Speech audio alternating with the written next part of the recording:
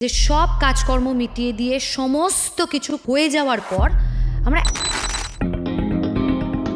জীবন যখন মসৃণ ছন্দে এগোচ্ছিল ঠিক তখনই এক আকস্মিক ঝড় তছনছ করে দিয়েছিল অভিনেত্রী ঐন্দ্রিলা সেনের সাজানো জগৎ। সম্প্রতি একটি পডকাস্টে ভক্তদের সঙ্গে ভাগ করে নেন তার জীবনের এক দুঃসহ স্মৃতি।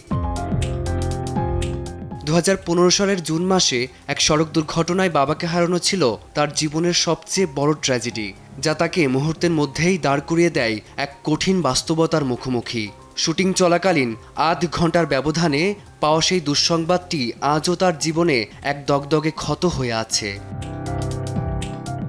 বাবার উপর সম্পূর্ণ নির্ভরশীল থাকা ঐন্দ্রিলা এবং তার মায়ের জন্য পরবর্তী দিনগুলো ছিল এক অন্ধকার লড়াই।